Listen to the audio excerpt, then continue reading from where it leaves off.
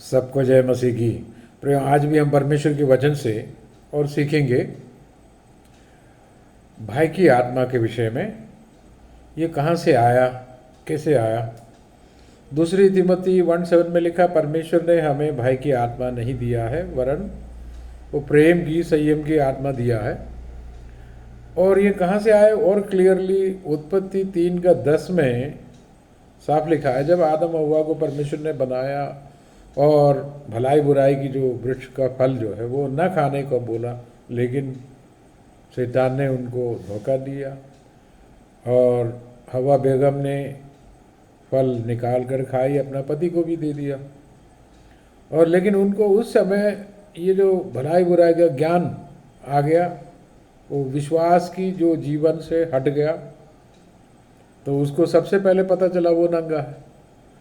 भय कमी घटी को याद दिलाता है, जो चीज़ मेरे पास नहीं है उसी का याद पहले दिलाता, जो चीज़ मेरे पास है उसके बारे में याद नहीं दिलाता।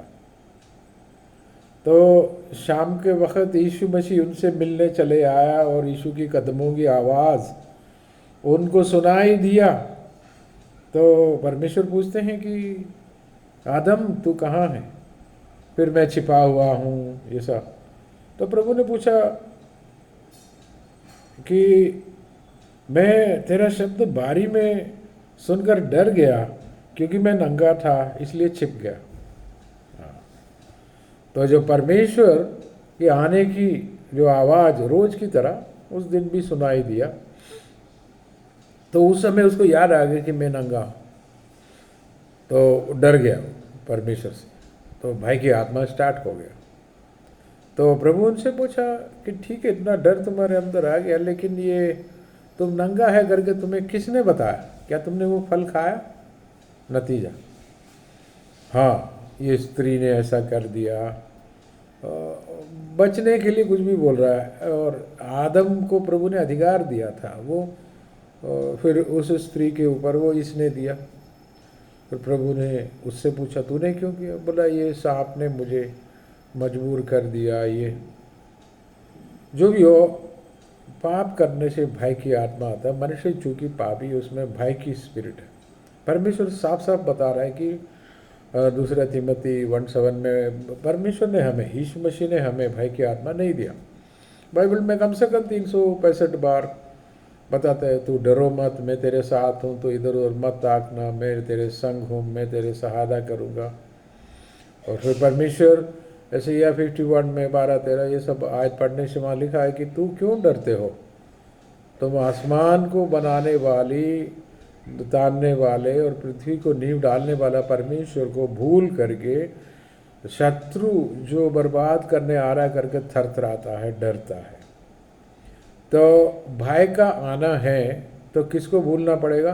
परमेश्वर को। परमेश्वर का मतलब अर्थ है कि वचन जब भूल जाता है, when you forget the word of God, fear comes. तो तरह तरह की डर है। सबसे बड़ा और पावरफुल भय जो है मृत्यु की जो डर है, मेरा क्या होगा, इस संसार से जाने के बाद मेरा क्या होगा। मेरा, कुछ लोग सोचते हैं कि मेरा अगला जन्म क्या होगा, मेरा ये क्या होगा, मैं कब मोक्ष कब प्राप्त करूँ, मेरा मरने के बाद क्या होगा, मेरा कौन देखेगा। एक सीक्रेट जो भय जो है, रहस्यमय भय जो है दिल में सबों का है। कुछ लोग उसको ज़्यादा परवाह नहीं करते और देखते ज़्यादा नहीं, लेकिन ये जो भय की आत्मा जो है सारे मनुष्यों में है। फिर वो डेवलप हो जाता है कि मेरा तबीयत का क्या होगा, मेरा फाइनेंस का क्या होगा, बच्चों का क्या होगा, घर का। फिर इस तरह करके एक एक भय जो है जो बाहर आता है। और प्रभु ने कहा मत्ती 6:33, तू ये चिंता करके ये न कहना कि मैं क्या खाऊंगा और क्या पहनूंगा। अर्थात जब भय और शब्द दोनों मिल जाता है, बुराई स्टार्ट हो जाता है। Fear and words. अब डर के मारे, डर के अनुकूल में बोलते हैं। या अय्यूब ने भी कहा 3:25 में, अय्यूब में, जिस बात से मैं बहुत ज़्यादा डरता था वही बातें मुझ पर आ पड़ी। तो जिस बात से वो डरता है वो जो वो जो परमेश्वर खुद ही गवाही देता है कि ये धर्मी मनुष्य है। देखा, एक धर्मी मनुष्य में जो भाई की आत्मा ने बहुत बुराई का काम किया, तो आज हमें परमेश्वर को धन्यवाद देना है, प्रभु यीशु ने हमें भाई की आत्मा से छुड़ा। अगर आज भी आपके अंदर भाई की आत्मा है किसी बात को लेकर, यीशु के नाम से उस आत्मा से छुटकारा पाओ। वो एक आत्मा है, वो दुष्ट आत्मा से आता है। हमारे शरीर की बलहीनताओं के कारण वो ज़्यादा कब्जा करना चाहते हैं और अंदर प्रवेश करता है। अगर आप उसको अलाउ नहीं करोगे, यीशु के नाम से इनकार करोगे, मना करोगे, उससे शक्ति को भगाओगे, वो तुम पर राज नहीं करेंगे। उदाहरण, यीशु की चेले, जब यीशु की मृत्यु हुई, डर के मारे वो कहीं कमरे में छिप गया, डरपोक थी सब। वो लोग यीशु को मारा तो हमारा क्या होगा, हम भी। लेकिन चुपचाप अंदर बैठे ये लोग। यीशु के जी उठने के कुछ ही दिन बाद इनको पेंटेकोस्त के दिन पवित्र आत्मा मिल गया, तो वो निडर होकर जो सब जगह चौराहों में या परमेश्वर का मंदिर भवन में सब जगह प्रचार कर रहा था। इसको सख्त मना किया, उसका नाम से इधर प्रचार नहीं करना, नहीं तो मारेंगे, ये है वो। फिर भी कोई डर नहीं। इसका कारण क्या? यीशु का लहू हमें भाई की आत्मा से बचाता। जब पवित्र आत्मा यीशु के कारण आ गया अंदर, इनके ऊपर पवित्र आत्मा का अभिषेक आ गया, तो डर की आत्मा चला गया। द सेम वे, इसी प्रकार यीशु के लहू पर भरोसा करके हम परमेश्वर से पवित्र आत्मा की शक्ति को जब मांगते हैं, तो हम पर प्रभु रहम करते हैं और पवित्र आत्मा की ताकत से आपके ऊपर जो भय जो है बार बार आपको परेशान करती है, उस स्पिरिट को प्रभु हटा देता है। आपको खुद ही बोलना पड़ता है कि यीशु के नाम से भय की आत्मा निकल जा, कि हम डूब जाएंगे, हम परेशान हो जाएंगे, हमारे बच्चे खराब हो जाएंगे। बहुत सारे भय की आत्मा, बहुत सारे, हमारा क्या होगा। कुछ लोग बताते नहीं ज़्यादा। जब आप ज़्यादा नहीं बताते हैं तो उसका असर कम हो जाता है। कुछ लोग उसके बारे में बहुत ज़्यादा बोलते हैं, अरे कुछ ऐसा हो जाएगा, मैंने बुरी सपना देख लिया, मैं बर्बाद हो जाऊंगा, मैंने ऐसा कर लिया, मेरे साथ ऐसा होने वाला। सो जब जितना ज़्यादा आप बोलने लगता है, उतने ज़्यादा प्रॉब्लम बढ़ जाता है। क्योंकि शैतान को जो आपके ऊपर कब्जा करने की एकमात्र तरीका है कि आप ज़ुबान से परमिशन दें। तो आप कोई पूछेंगे, भाई गूंगे लोग क्या करते हैं? परमेश्वर को मालूम है उनके साथ कैसे डील करना। वो हृदय में ऐसा बोलते हैं अंदर से, तो दुष्ट आत्मा फिर उसकी जो विश्वास गलत हो जाता है, नेगेटिव हो जाता है, तो दुष्ट आत्मा उधर भी काम करना स्टार्ट करता है। विश्वास और भय दोनों विपरीत दिशा में है। विश्वास आपको हाँ हाँ, यस यस, आमीन आमीन बोल के अनुग्रह की तरफ ले जाता है। फियर, भय की आत्मा आपको नेगेटिव, बर्बादी, नेगेटिविज्म उस तरफ खींच के ले जाता है। और भय जो है विश्वास को बढ़ने से रोक देता है। विश्वास आता कैसे? विश्वास आता है वचन सुनने से या बोलने से भी। और भय कहाँ से आती है? वो भय के बारे में बहुत ज़्यादा नेगेटिव बातों से बहुत ज़्यादा आप सुनते रहते हैं, सुनने के कारण विश्वास आता है, और फिर उसको बोलते हैं तो वो बढ़ जाता है। सो फियर, डर भी यही है, बार बार उसके बारे में सोचो, बोलो और उसी के बारे में सुनते रहो, तो फिर नेगेटिव स्टार्ट हो जाता है। भजन गीत 27 की 1 में दाऊद क्या कर रहे हैं? वो बोल रहे मैं नहीं डरूंगा, चाहे एक बड़ी सेना आ जाए, चाहे ये आ जाए, समुद्र की पूरी पानी आ जाए, बाढ़ से आ जाए, मैं नहीं डरूंगा। और 118 भजन गीत में दाऊद ने क्या कहा? वो कह रहा है कि मैं ना मरूंगा, मैं जीऊंगा। कई लोगों को ये डर है कि खास करके 30, 40, 50 के वो उसकी उम्र में आते हैं, थोड़ा आगे बढ़ता है तो कुछ हो जाएगा, कुछ हो जाएगा। कि छोटे बच्चों में ये डर बहुत ज़्यादा नहीं है, क्योंकि वो डर की तरफ बहुत ज़्यादा तवज्जो नहीं देता। लेकिन आहिस्ता आहिस्ता आगे बढ़ते संसार की कहीं बातों में और संसार की बातों को देख देख कर, सुन कर, बोल कर भय बढ़ जाता। तो क्या करना? भय की तरफ ज़्यादा, बहुत ज़्यादा तवज्जो ना दें, बल्कि इतना ध्यान दो कि भय आता कैसे आता है, मुझ में इतना कैसे आ गया भय।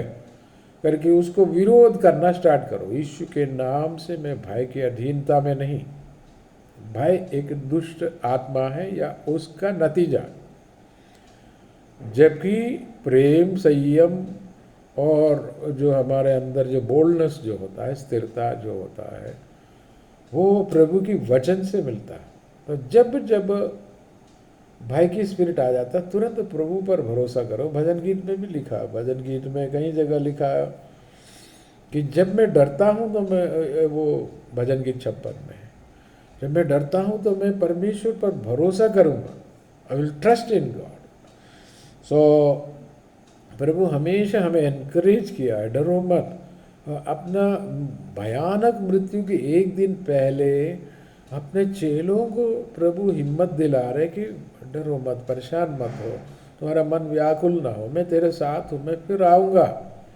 जब उसके बाद गत्सेमनी में प्रभु प्रार्थना कर रहा है, तो हम सारे मनुष्यों का पाप यीशु के ऊपर जब आ गया तो उनका दिल व्याकुल होने लगे और प्रभु से, पिता से पूछते कि हे पिता, यही रास्ता है क्या? क्या ये कटोरा मेरे ऊपर से हटाना तेरी मर्जी है क्या? करके प्रार्थना करने लगे। तो पिता ने अनुमति नहीं दी। पिता ने बोला इससे जाना ही पड़ेगा, गुजरना पड़ेगा, ये इन मनुष्यों के लिए क्लेश को सहना पड़ेगा। तो प्रभु कह रहा कि तेरी इच्छा पूरी हो जाए, आपकी मर्जी।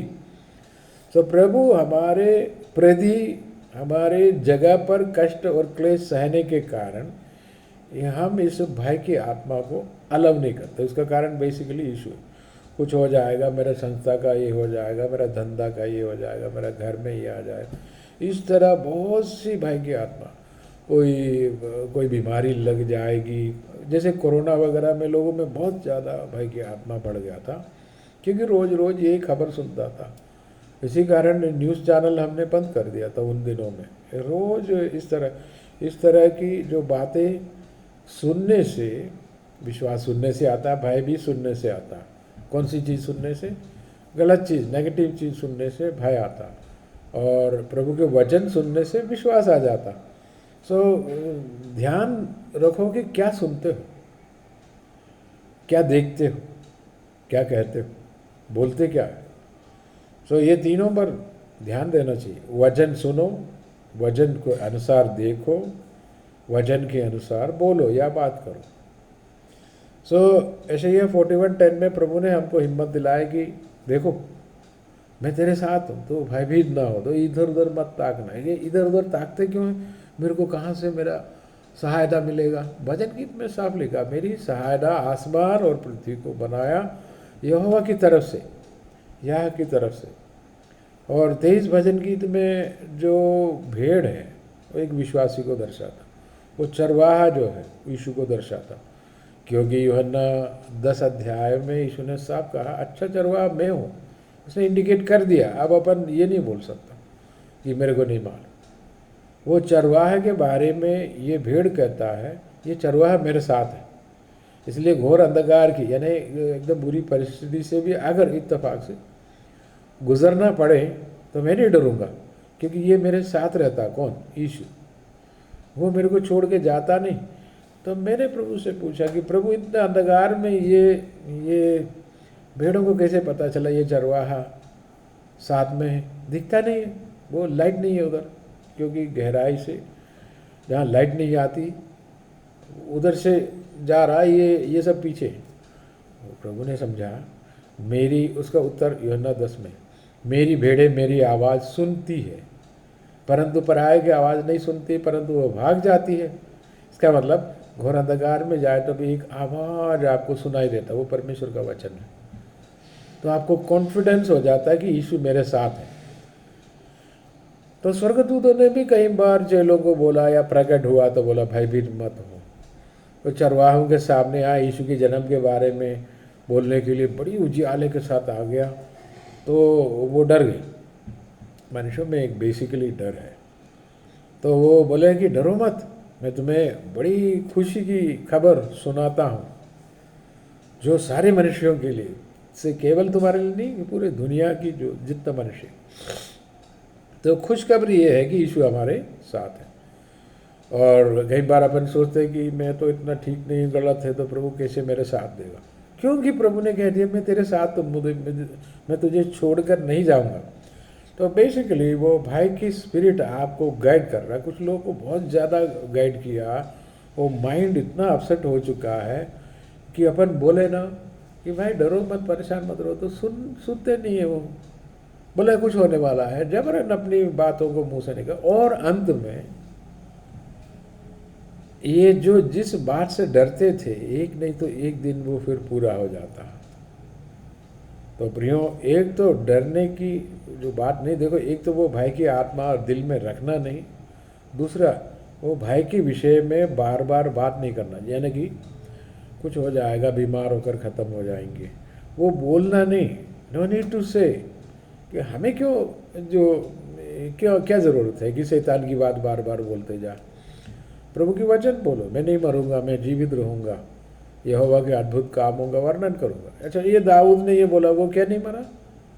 बिल्कुल उसका डेथ हो गई। कब? जब वो 70 साल का हो गया। उसने लिखा कब? 26-27 साल में शाऊल उसका पीछा कर रहे थे, जीने की कोई आशा नहीं बची, इस कदर परेशान कर रहा था। तब उसने बोला मैं नहीं मरूंगा। इसका मतलब बेमौत नहीं मरूंगा, समय से पहले नहीं मरूंगा, प्रभु ने जो मेरे लिए रखा अनुग्रह के मुताबिक मैं जीऊँगा, और प्रभु जो किया हुआ उन अनुग्रहों को वर्णन में करूँगा। दाऊद ने बहुत वर्णन किया, और प्रभु ने उसको आखिर राजा बना दिया हेब्रोन में, फिर 7 साल बाद यरूशलेम में राजा और बड़े पद के साथ फिर वो चक्रवर्ती बन गया। बहुत सारे देशों को उसने अपने अंडर कंट्रोल में लाया, और फिर उस परमेश्वर के बहुत सारे अनुग्रहों को पाया, और 70 साल में जो अच्छी उम्र में वो निकल गए, क्योंकि वो बहुत युद्ध करता था, और उसको फिर इसलिए उसका शरीर थोड़ा कमज़ोर होने लगा, तो 70 साल में निकल गया। लेकिन प्रभु ने जो कुछ उसको बताया था पूरा किया। प्रभु को जो अनुग्रह देना था वो अनुग्रह पूरा देकर गया। 27 भजन में ये भी लिखा है कि अगर मैं जीवितों के दुनिया में अनुग्रह, परमेश्वर का अनुग्रहों को देखूंगा करके मैं विश्वास नहीं किए होते, मुझ पर हाय, यानी मैं मूर्छित हो जाता, मतलब मर जाता। तो वो कष्ट के बीच में दाऊद को कौन सी शक्ति मिला? विश्वास का शक्ति मिला। तो भाई की आत्मा उसको परेशान कर रहा था, तो उसने विश्वास से भाई की आत्मा को भगा दिया। और दाऊद और गोलियात के युद्ध में भी यही दिख रहा कि उसको भाई की आत्मा ज़रा भी काम नहीं कर रहा है ना। 1 शमूएल 17 में है। तो वो बड़े हिम्मत के साथ, और ये अभिषेक के कारण है, परमेश्वर का पवित्र आत्मा का सामर्थ्य आपके अंदर आए। भाई की आत्मा निकल जाए, मैं मर जाऊंगा, मेरा ये हो जाएगा, चौपट हो जाएगा, वो लोग अटैक करेंगे, कुछ तो हो जाएगा, जो भी प्रकार की भय है उसको निकालना शुरू करें। प्रभु मेरे साथ है, मैं अनुग्रह में रहूँगा, प्रभु के संग चलूँगा, कोई विपत्ति मेरे डेरे के निकट नहीं आएगा, ना तो दिन की धूप से, ना रात की चांदनी से, इन किसी से भी मेरे कोई हानि नहीं होगी। मेरी सहायता कहाँ से मिलती है? मेरी सहायता आसमान और पृथ्वी को बनाए परमेश्वर की ओर से मुझे मिल जाता। इस तरह बहुत सी वचनों से अपना दिल दिमाग हृदय सब भर दे, कचाकच भर दे, और ताकि वो अनुग्रह हम पर रहे। तो भाई की आत्मा प्रभु ने नहीं दिया है, तो हम उस भाई को मना कर दो, बाहर निकालो। प्रभु आपको बहुत सहायता करे। और वचन खास करके वो भजन गीत में बहुत बार लिखा, मैं नहीं डरूंगा करके। तो चाहे समुंदर की लहरें उठे, चाहे पहाड़ टल जाए, जो भी हो, मैं नहीं डरूंगा, है ना। तो परमेश्वर आपको मदद कर रहा है, प्रभु के वचन आपको मदद कर रहा है। परमेश्वर के वचन को भूले बगैर वो फियर वाला, डर वाला स्पिरिट में आप ऐसा नहीं जा सकता। तो विश्वास करो, प्रभु साथ है, जब तक जीना है वो मदद करेंगे। प्रभु मेरे लिए सब कुछ पूरा करेगा। प्रभु आपको सहायता करे। जो वचन, तो कुछ आयतों को मैंने बोला, वो आप मनन करें। प्रभु आपको अनुग्रह दे। सारे भाइयों से परमेश्वर ने मुझे बचाया। जब मैं डर गया, मैं प्रभु के पास गया, अपनी सारी बातें बता, उसने मुझे अपनी सारी भाई से बचाया करके दाऊद बता रहे। God bless you. प्रभु आपको सहायता करे, प्रभु आपका साथ रहे। आमीन।